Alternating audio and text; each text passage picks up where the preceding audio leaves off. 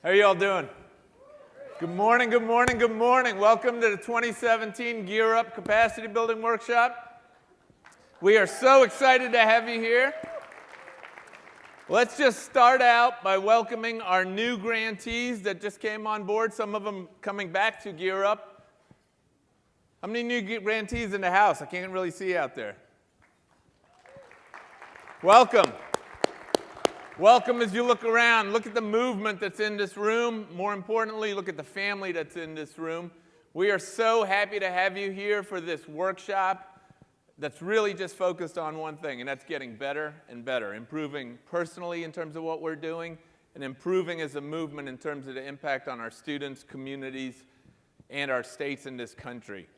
This event is an annual event. It's been going on almost as long as Gear Up's been in existence. NCCEP has been hosting it since then. NCCEP, of course, being the Association for Gear Up.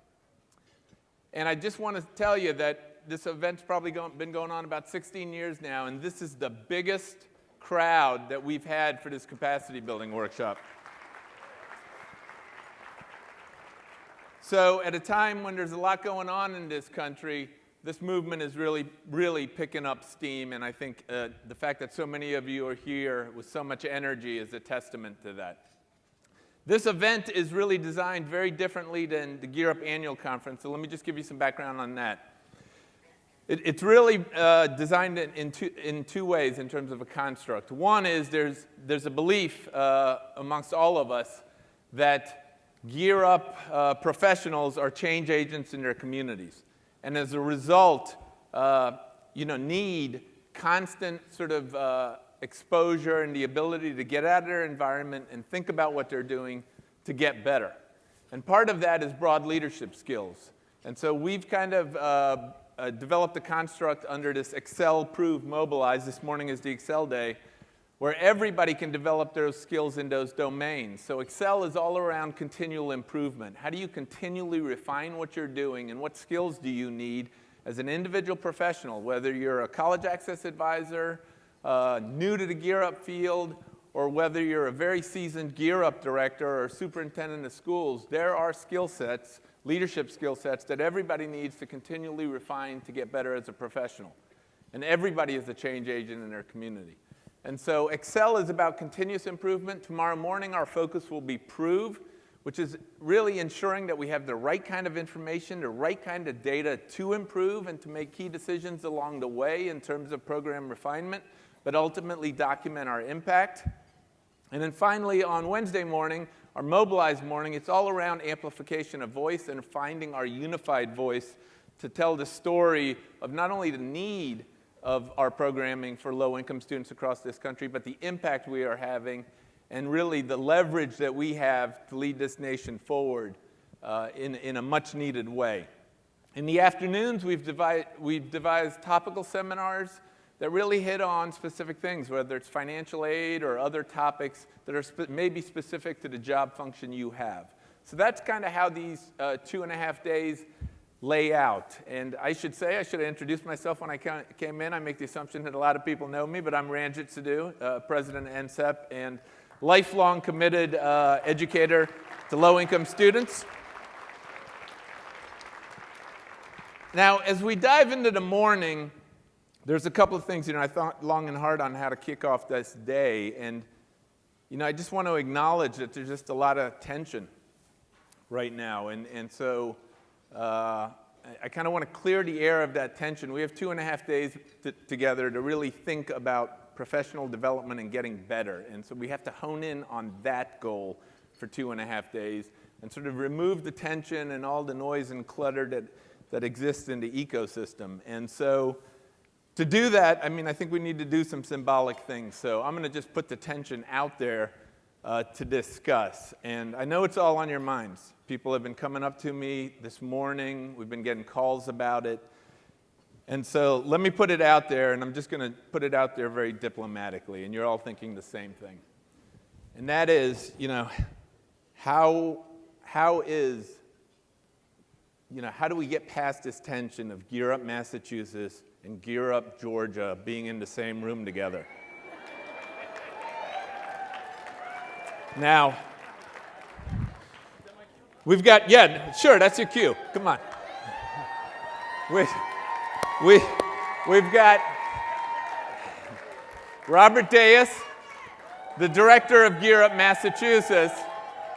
And in this corner, over here, we have Don Cooper, the new Gear Up director of the newly formed Gear Up Georgia. So welcome to both of them.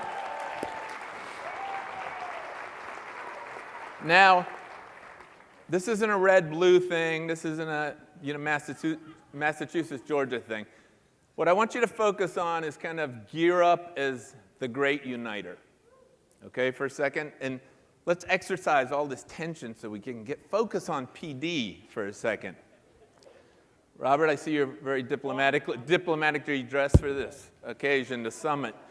So what we're going to do here, and they don't know because I just called them up this morning, is they are going to actually exchange banners here as a sort of a visible outreach of removing the tension, but also then they're going to go back to their offices and they're going to hang these banners.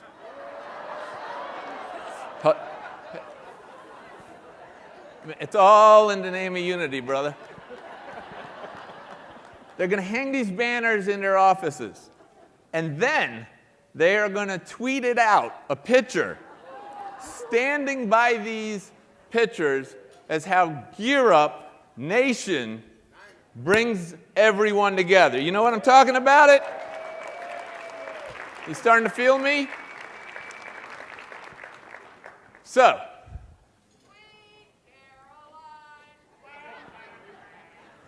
please exchange your banners, maybe. Yeah, yes. Look at that. I hope someone on my staff is tweeting this right now.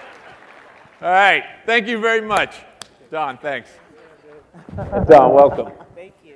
All right, so everybody feeling pretty good about the world now? We've kind of gotten that tension out of there.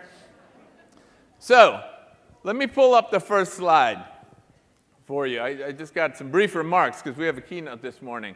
Can you dig it? So, last week I was in my office thinking about, just excited to see all of you again since our annual conference. And, whenever you throw a party for like 1,400 people, you want to make sure they show up, right? So last week I checked the weather report. And I don't know if anybody saw it last week, but they were anticipating pretty big storms coming in to the West Coast. Thunderstorms and then potentially bad. So they were predicting bad travel. But it wasn't supposed to hit till this Wednesday or Thursday of this week. So I started to think like, wow, everybody's going to get there. But how are they going to get home? And you got to follow me on this for a second. So what popped into my mind at the time, because, we're here in New York City, the Big Apple, was the movie The Warriors. And so it was the movie The Warriors. See, 2 people in the room have seen it. See, this movie, you all know what this is about, right? This movie? It's a cult classic.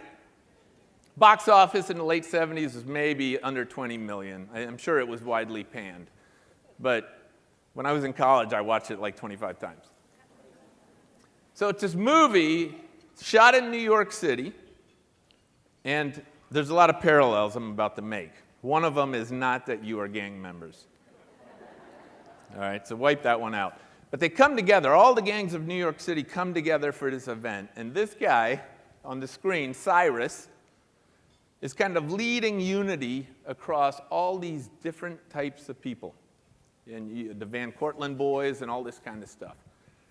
And some stuff goes down, and everybody's got to get back to their boroughs and their sections of New York City. And so it's this extremely tough sort of travel for this group called the Warriors, right? And so I was sitting in my office. It was like Wednesday or Thursday.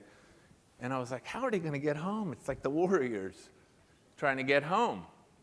And I thought, man, our people are warriors, right? They're not fighting against anything. They're fighting for something. They're fighting for the future of low-income students. They're fighting for the future of their communities, their states, and this great country. So as I thought about it, you all come from very different backgrounds, right? Different states, rural, urban, whatever it is. And I started to draw these parallels to the movie The Warriors. In this speech, can you dig it? So just by show of hands. So what I did after that, I watched this clip 3 times before I decided to show it. So I was sitting in my office and I watched it, and I started laughing hysterically at the fact that I actually may dare show it to all of you. I mean, literally, I was in my office, just bust out laughing, couldn't control myself. So I went over to Alex's office. Many of you know Alex in my office, great guy. And I said, Alex, watch this clip. What do you think? You think I should show it? And he's like, look, I've seen this movie. But he's like, no one there will have seen it. So then I went to Betty's office, and I said, Betty, watch this. What do you think? Should I show it? And she said, what movie is this? I said, it's The Warrior. So just by show of hands, I said, we got a cool audience. You guys are wrong. Alex told me maybe 10% would have seen it. How many people have seen this movie, The Warriors? Look at that. Right there. Those hands up are the hubs of intelligence in this room.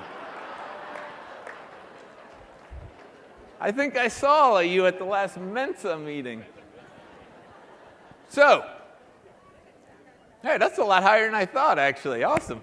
Okay, so The Warriors, right? Some simple connections that I made, but then I watched it a 3rd time, right? I thought my hook line was going to be, can you dig it? But here's what I got out of it on the 3rd time. Can the camera catch that? Does that flash? There you go. Can you count? The future is ours if you can count. Is how Cyrus starts it. All right? The future is ours if you can count. So I actually do want to relieve some tension in the room for a second because we've gotten so many calls.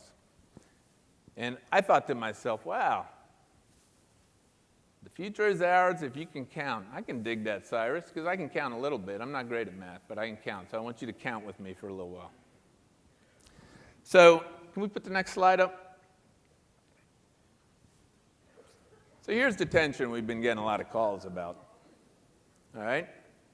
Now I want to clear the air on this tension so we can actually get to some work as Gear Up community for a second. Because I think we make too many assumptions, and everybody's worried. We get calls like, hey, what's going to happen with Gear Up in this new educational context or this new political context or whatever it is? All right? And so I'm going to make 0 political statements up here. But I'm going to count for a second with you and tell you a couple of things that you may not know. So this is the electoral map of the presidential race this past year, November. Red states, blue states. Don't really care which way you voted. Now, this is what I thought about when I saw this coming into this. I was a former high school teacher in DC public schools.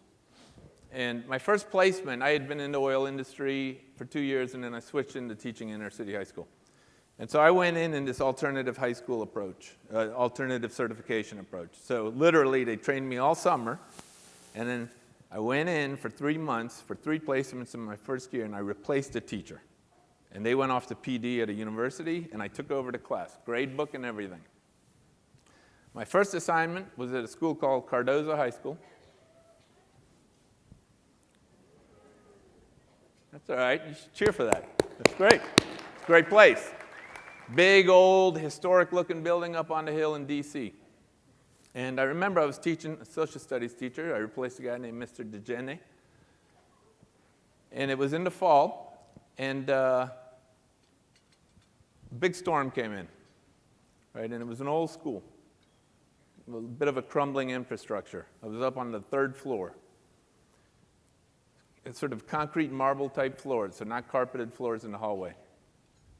I'm teaching, and next thing you know, I hear all these old school metal trash cans sliding out into the hallway. You could hear it sliding across the marble.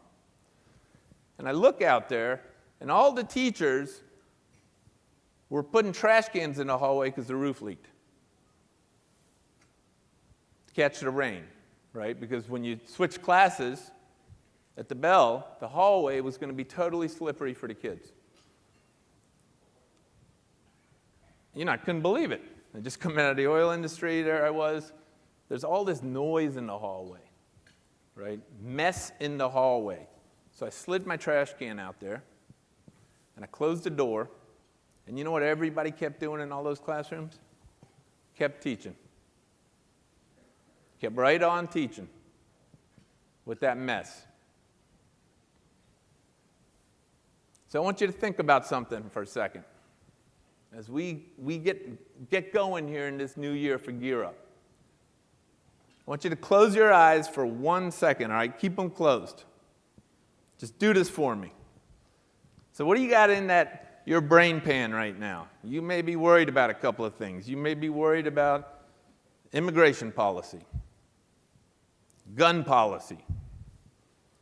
You may be worried about rent, mortgage, bills, kid going to college, paying for that.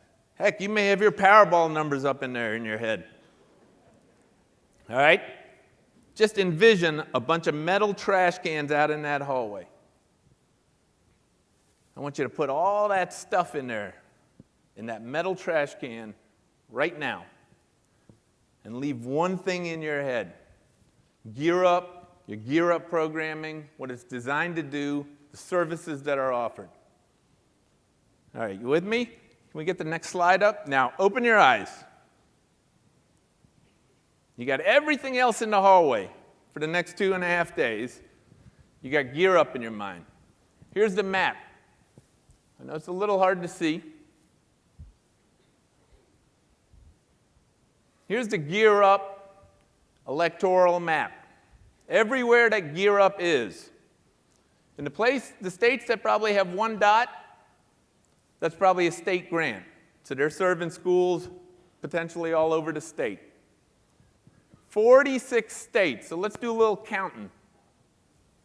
Right? If we can count, future is ours. 46 states in this country are covered by Gear Up. That's pretty impressive.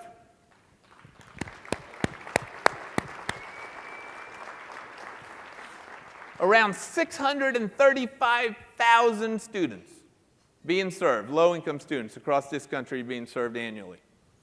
635,000. How many education programs have that kind of scale? About 2,700 schools in the Gear Up ecosystem being touched. Now think about that. All those educators in that infrastructure. There's close to 1,400 in this room. But how many back in your communities?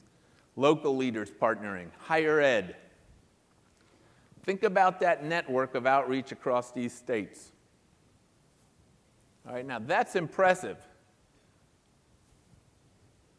Now I can't do it visually because I'm not that good in technology.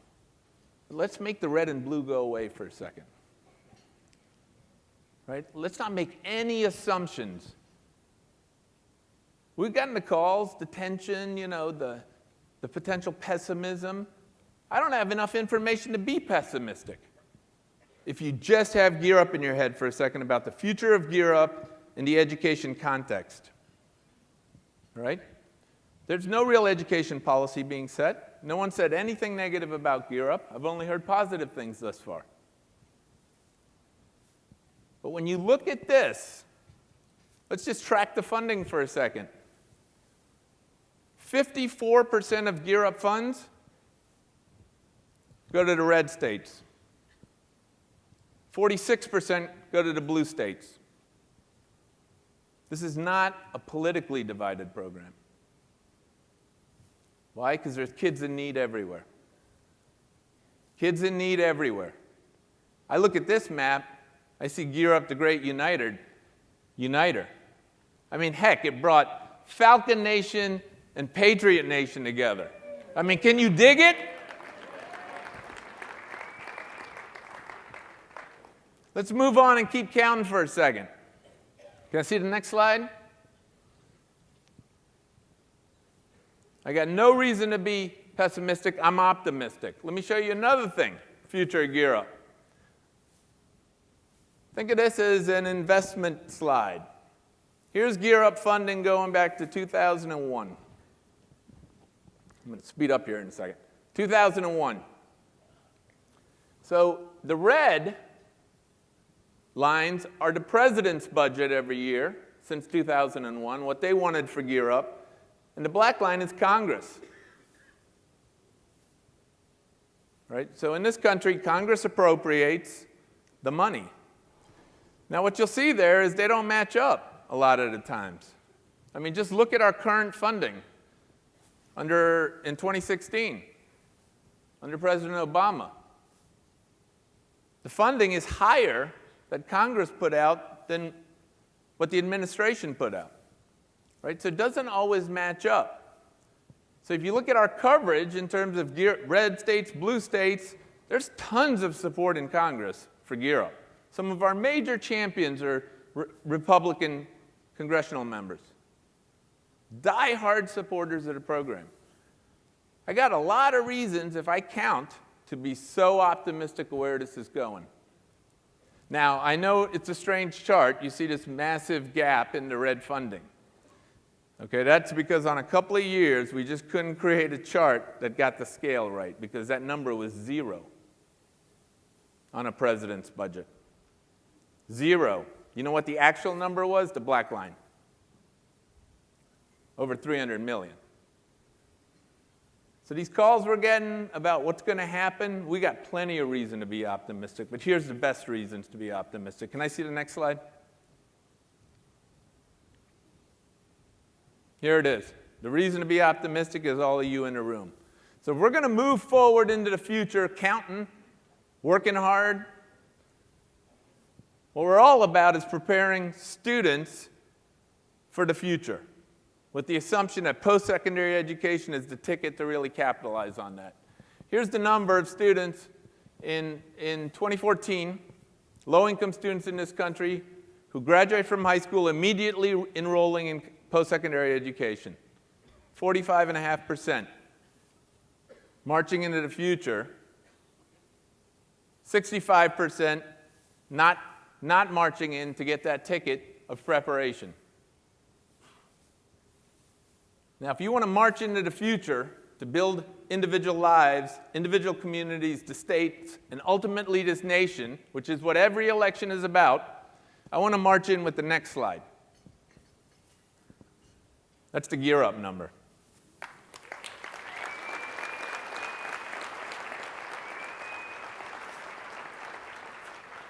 Same types of students. We got a story to tell. We're going to tell it. Same types of students marching into the future. 77%, 32% differential. And if you want to count something, that's at about a $550 average per year in terms of each student. $550. That's a return on investment right there in this country. It's not a red state return on investment. It's not a blue state return on investment. It's a national return on investment, all the way down to the individual level. That's how we count. Next slide. Last thing about investing. When I look to invest my hard-earned money, I want to know that it can grow over time. Those numbers are great, but how do you continually improve, which is what this event is about. Here's the numbers of post-secondary enrollment for Gear Up between 2011 and 2014. That's growth. We believe Gear Up improves at a pace like no other federal program.